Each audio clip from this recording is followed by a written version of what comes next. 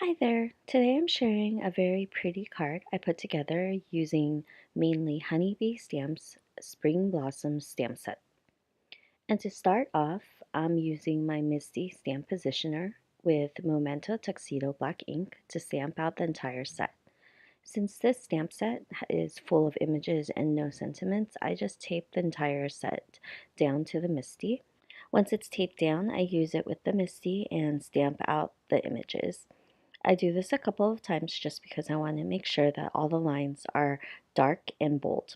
So next, I'm grabbing a piece of acetate for the card, and I'm also trimming out an A2 top-loading card base using Bristol Smooth paper, since I plan on using distress inks directly on the card base. I'm also grabbing the Lawn Fawn large stitch rectangle stackables along with the large stitched 4-bar rectangle dies.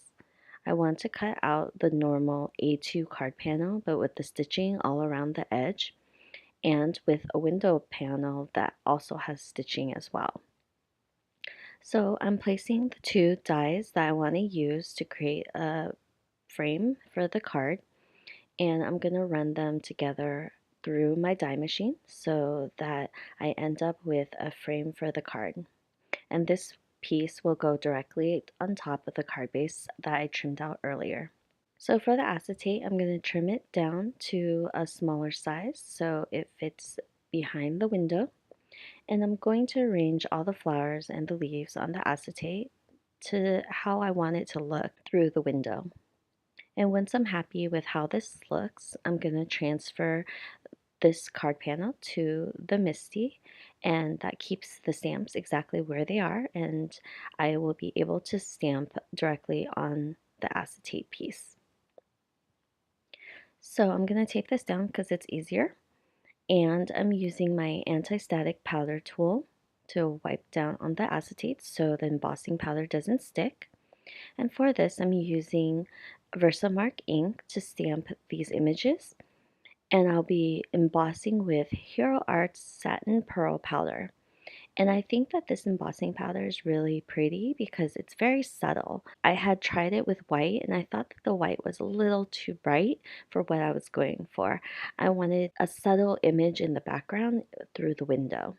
Once I'm done adding the satin pearl embossing powder, I will make sure that I flick off all the excess and I will go ahead and carefully heat emboss this. I don't keep the heat gun on the acetate for too long because acetate warps a lot easier than paper. So you want to make sure that your heat gun is hot before bringing it to the acetate. So now my acetate piece is done. I'm going to move on to the card base, and I will be using distress inks directly on the card base. And for this color scheme, I'm going with purple, so I'm using Wilted Violet and Dusty Concord. I'm staying away from the edges because I will be putting a frame around it, but I don't want any of that to peek through. And as you can see, the acetate with the satin pearl embossing powder looks a lot more pretty. I had a piece of the white, and as you can see, it was too bright. And once I'm done with the card, the purple will be behind the window, so it kind of helps the flowers that are heat embossed pop out. For the stamped images, I went ahead and fussy cut them, and you'll notice that I stamped out more than I'm actually using, but that's okay because you can just set them aside for later and use them on another card. But for the colors themselves, I'm keeping it pretty simple. Green for the leaves and brown for the middle parts of the flowers. And I wanted the flowers to sort of match the distress inks I used for that background. And all the colors that I'm using will be listed down below in the description bar and also listed on my blog posts related to this video. I think that the purple scheme might be a little too purple for some people, but I really like the colors and I think that it works. I'm more of a matchy-matchy person, so I kind of like to keep everything within the same color family when I make cards. But once I finish coloring these two flowers, I want to go ahead and assemble the card. So I'm putting score tape on the back frame, and I'll be adding the acetate to that. That's the front of the card that will go directly on the card base.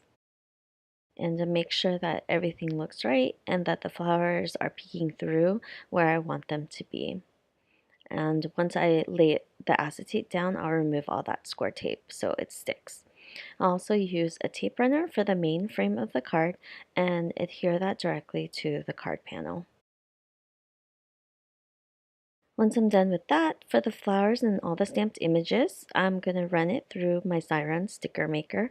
And this is my go-to for when I don't want to deal with liquid adhesives. I just run it through the sticker maker. They turn them into stickers and it makes assembling the card that much easier.